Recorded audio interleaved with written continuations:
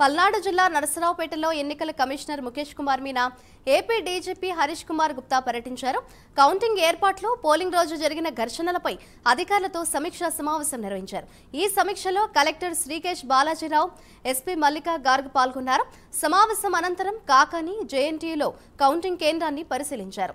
Counting రోజు పటిష్ట బందోబస్తు ఏర్పాటు చేయాలని పోలీసులను రాష్ట్ర ఎన్నికల కమిషనర్ ఆదేశించారు.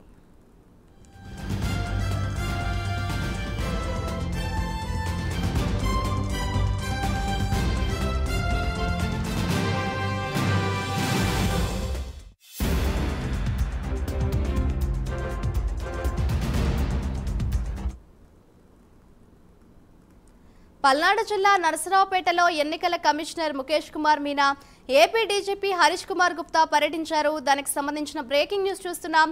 కౌంటింగ్ ఏర్పాట్లు, పోలింగ్ రోజు జరిగిన ఘర్షణపై అధికారులతో సమీక్షా సమావేశం నిర్వహించారు. ఈ సమీక్షలో కలెక్టర్ శ్రీకేష్ బాలాజీరావు, ఎస్పీ మల్లికా గార్గ్ పాల్గొన్నారు. సమావేశం అనంతరం కాకాని జేఎన్టీలో కౌంటింగ్ కేంద్రాన్ని పరిశీలించారు.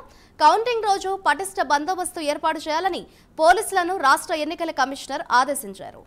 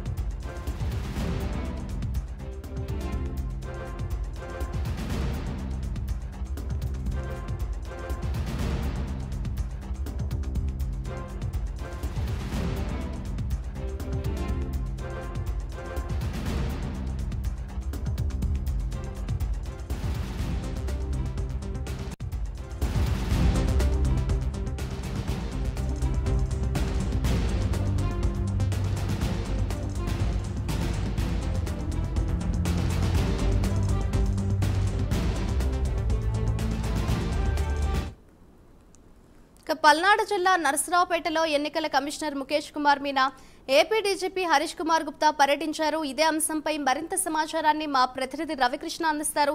రవికృష్ణ, చెప్పండి, పల్నాడు జిల్లాలో రాష్ట్ర ఎన్నికల కమిషనర్ కావచ్చు, అలాగే ఏపీ డీజీపీ కూడా పర్యటించినట్టుగా తెలుస్తోంది. వారి పర్యటన డీటెయిల్స్ ఏ విధంగా ఉన్నాయి?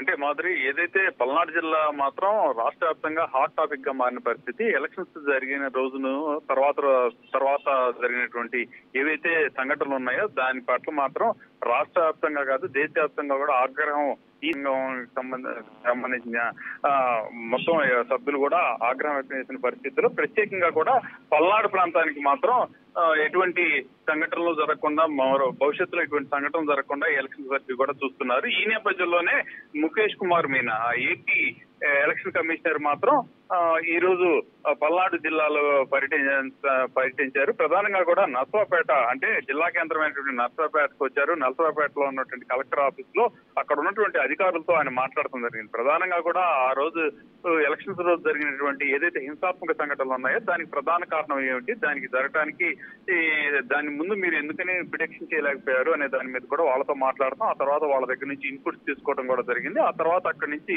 డీజీపీ తో కలిసి ఆయన అక్కడ ఉన్నటువంటి స్ట్రాంగ్ రూమ్స్ జేఎన్యూ కాలేజీలో స్ట్రాంగ్ రూమ్స్ కి అక్కడ వెళ్ళడం జరిగింది. అక్కడే ఈవీఎంలు భద్రపరిచారు. అక్కడికి వెళ్ళిన తర్వాత అక్కడ ఉన్నటువంటి అన్ని పార్టీలకు సంబంధించిన వాళ్ళతో కూడా మాట్లాడటం జరిగింది. ప్రధానంగా కూడా టీడీపీకి సంబంధించినటువంటి అక్కడైతే ఏజెంట్ ఉంటే ఏజెంట్ కి సంబంధించి మీకు ఏమన్నా అబ్జెక్షన్స్ ఉన్నాయా అని కూడా అడిగినట్లుగా కూడా మన దగ్గర ఉన్నటువంటి సమాచారం. తర్వాత ఏమన్నా అబ్జెక్షన్స్ ఉంటే తెలియజేయాలి అని కూడా ఆయన కోరినట్టుగా కూడా తెలుస్తుంది. ఆ తర్వాత ప్రెజెంట్ అయితే మాత్రం ఆయన ప్రెజెంట్ ఈవీఎం అయితే స్ట్రాంగ్ రూమ్స్ ఏవైతే ఉన్నాయో వాటిని పరిశీలిస్తూ ఉన్నారు. అక్కడ ఉన్నటువంటి భద్రతకు సంబంధించిన అంశాలు కానీ అదే విధంగా కూడా అక్కడ నిరంతరం కూడా 3 భద్రతతో పాటుగా కూడా ఎప్పుడు సీసీ కెమెరాలకు సంబంధించి ఆ ఫుటేజ్ ని కూడా ఆయన పరిశీలిస్తున్నారు. సీసీ కెమెరాలు అన్ని కెమెరాలు వర్క్ చేస్తున్నాయా లేదా, అన్ని టాపర్స్ నుంచి కూడా అన్ని టాప్ యాంగిల్స్ లో కూడా ప్రతిదీ కూడా నిక్షిప్తం అవుతుందా లేదా అనే దాని మీద కూడా ఆయన చూసినట్టుగా కూడా మనకు తెలుస్తుండే సమాచారం. ఇప్పుడైతే మాత్రం ఈవీఎం రూమ్స్ వెళ్ళినట్టు కూడా తెలుస్తుంది. తర్వాత వచ్చిన తర్వాత ఆయన మీడియాతో మాట్లాడే అవకాశం అయితే ఉంటుంది. Madhuri, thank you Ravikrishna.